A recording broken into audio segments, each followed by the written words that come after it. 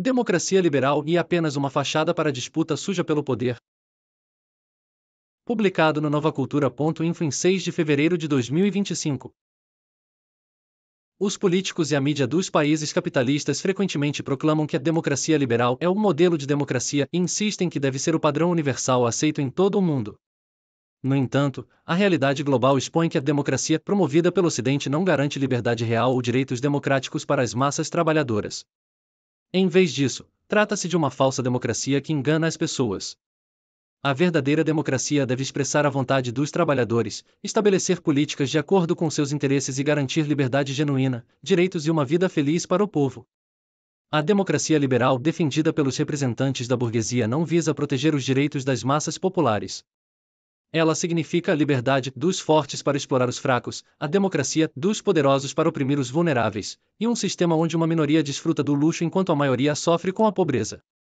Todo o poder estatal não pertence ao povo, mas sim à classe capitalista, que controla completamente o governo.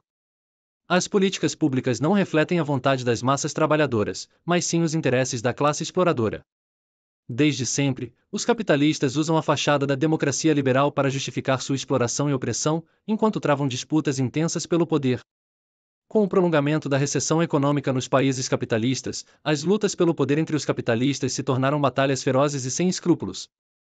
As eleições parlamentares e presidenciais se transformaram em meros campos de batalha de disputas sujas e competições financeiras. Dentro das classes governantes, os conflitos de interesse se tornam cada vez mais evidentes. Essa é a verdadeira face da sociedade capitalista sob a democracia liberal. A democracia liberal nada mais é do que um véu para esconder a corrupção da política baseada no dinheiro. O sistema eleitoral capitalista, frequentemente exaltado pelo Ocidente como processo democrático de escolha de governantes, expõe claramente essa realidade. Os representantes da burguesia proclamam que qualquer pessoa pode participar livremente das eleições e alcançar o poder, mas a realidade é completamente diferente. A política capitalista é dominada pelo dinheiro, e as eleições são o espaço onde isso se torna mais evidente. Durante as eleições, os candidatos fazem promessas extravagantes para atrair votos e recorrem a campanhas difamatórias contra seus oponentes. O processo eleitoral parece altamente competitivo e complexo, mas no final, a questão de quem chega ao poder já está decidida, e vence aquele que tem mais dinheiro e pode gastá-lo livremente. Nos países ocidentais, a expressão para vencer uma eleição é preciso dinheiro se tornou um ditado comum. Sem dinheiro, um candidato não pode ser indicado, não pode promover sua imagem na TV ou nos jornais, nem derrotar seus concorrentes. Por isso, as eleições capitalistas não são uma disputa de políticas ou programas, mas sim uma competição de dinheiro e poder financeiro. Os Estados Unidos, que se proclamam um modelo de democracia liberal, exemplificam claramente as consequências desse sistema. Em 1979, a Suprema Corte dos Estados Unidos determinou que indivíduos podem gastar livremente seu próprio dinheiro em campanhas eleitorais, dando aos capitalistas uma licença legal para transformar as eleições em uma competição financeira. Os gastos eleitorais nos Estados Unidos atingem números astronômicos e continuam aumentando a cada eleição. Nas eleições presidenciais e parlamentares de 2020, os gastos dobraram em relação a 2016 e triplicaram em comparação com 2008, sendo chamadas de eleições mais caras da história. Em 2023, na disputa para governador do Kentucky, foram gastos 91 milhões de dólares apenas em publicidade eleitoral, 3 vezes mais do que em 2019, tornando-se a eleição estadual mais cara do ano. Como esperado, venceu o candidato que tinha mais dinheiro para gastar. Os capitalistas literalmente compram seus cargos políticos com dinheiro.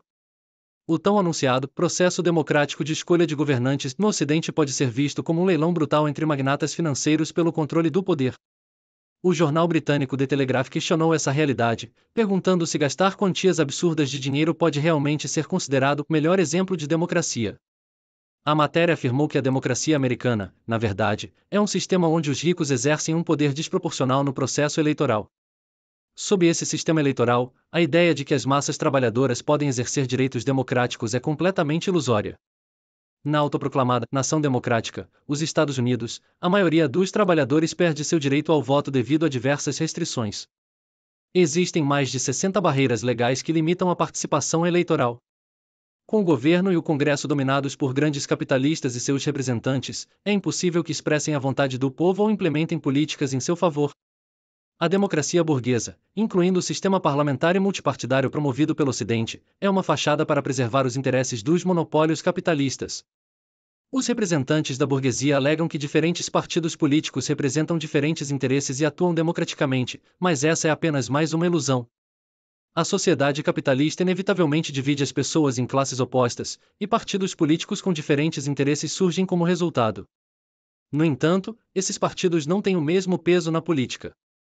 Na realidade, partidos e organizações que tentam representar os interesses das massas trabalhadoras enfrentam dificuldades para entrar na arena política capitalista. O verdadeiro poder na sociedade capitalista pertence aos monopolistas, que controlam a economia e ditam as direções políticas do Estado. Por isso, o cenário político capitalista é dominado por partidos que representam exclusivamente os interesses da classe dominante dos exploradores. Os capitalistas utilizam seus partidos políticos para garantir e expandir seu poder. Na sociedade capitalista, dinheiro e poder estão intrinsecamente ligados, e é preciso dinheiro para conquistar poder, e é preciso poder para acumular mais dinheiro. Essa é a essência da política capitalista. Isso leva os monopolistas a apoiar financeiramente seus partidos para garantir que defendam seus interesses.